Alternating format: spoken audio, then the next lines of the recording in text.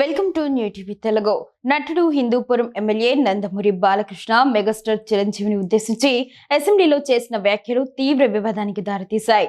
మొన్నటి వరకు 5 ఏళ్లలో వైసీపీ నాయకులు తన కుటుంబాన్ని, తమ్ముడు పవన్ కళ్యాణ్ కుటుంబాన్ని ఎన్ని అన్నా తనను కాదన్నట్లుగా మౌనంగా ఉన్న చిరంజీవి ఒక్కసారిగా బాలయ్య వ్యాఖ్యలకు సమయం కూడా తీసుకోకుండా స్పందించారు. దీనిపై రాష్ట్ర వ్యాప్తంగా ఆశ్చర్యం వ్యక్తమవుతోంది. చిరంజీవి వెంటనే స్పందించి బాలయ్య వ్యంగ్యంగా మాట్లాడారు అని అన్నారు. జగన్ పిలిస్తేనే తాము వెళ్ళామని, అందరం కలిసి వస్తామని చెబితే సరే అన్నారు. నన్ను సాదరంగా ఆహ్వానించారు. పరిశ్రమ ఇబ్బందులు చెప్పాను అంటూ ప్రకటన విడుదల చేశారు.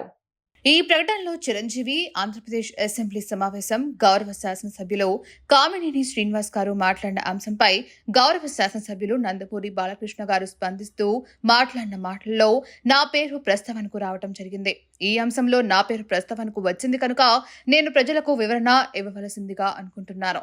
రాష్ట్రంలో వైఎస్ జగన్మోహన్ రెడ్డి గారి ప్రభుత్వం ఉన్నప్పుడు తెలుగు సినీ పరిశ్రమకు చెందిన కొందరు నిర్మాతలు, దర్శకులు, ఫిలిం ఛాంబర్ ప్రతినిధులు నా వద్దకు వచ్చి సినీ నిర్మాణ వ్యయం పెరుగుతున్న దృష్ట్యా సినిమా టికెట్ల ధరలు పెంపుదల గురించి రాష్ట్ర ప్రభుత్వంతో మాట్లాడితే బాగుంటుందని, అందుకు నన్ను చొరవ తీసుకోవాలని కోరారు. వారి సూచన మేరకు నేను అప్పటి రాష్ట్ర సినిమాటోగ్రఫీ మంత్రి పేర్ని నాని గారితో ఫోన్లో మాట్లాడాను.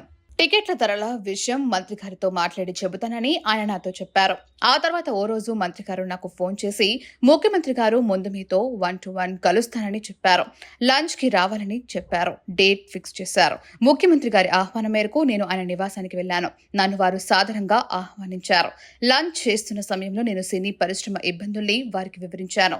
ఇండస్ట్రీకి మీకు మధ్య గ్యాప్ ఉందని అందరూ అనుకుంటున్నారని, సమయం ఇస్తే అందరం కలిసి వస్తామని ఆయనకు తెలిపాను. డేట్ ఫిక్స్ చేశారు. అప్పుడు నేను బాలకృష్ణ గారిని ఫోన్ ద్వారా సంప్రదించాలని ప్రయత్నించాను. ఆయన అందుబాటులోకి రాలేదు. ఆ సమయంలో నేను ముఖ్యమంత్రి గారితో సినీ పరిశ్రమ ఎదుర్కొంటున్న ఇబ్బందుల్ని వివరించాను. సినీ పరిశ్రమకు ప్రభుత్వ సహకారం అందించాలని కోరాను. అందుకు అక్కడున్న వారందరూ సాక్ష్యమే. నేను ఏ రకమైన చొరవ తీసుకోవడం వల్లనే అప్పుడు ప్రభుత్వం సినిమా టికెట్ల ధరలు పెంపుదలకు అంగీకరించింది. ఆ నిర్ణయం సినీ పరిశ్రమకు ఎంతో కొంత మేలు చేసింది.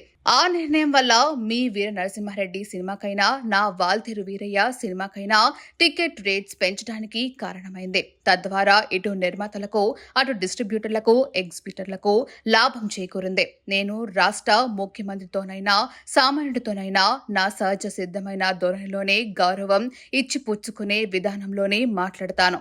నేను ప్రస్తుతం ఇండియాలో లేను కనుక పత్రికా ప్రకటన ద్వారా జరిగిన వాస్తవాన్ని అందరికీ తెలియజేస్తున్నాను అంటూ చిరంజీవి చెప్పుకొచ్చారు.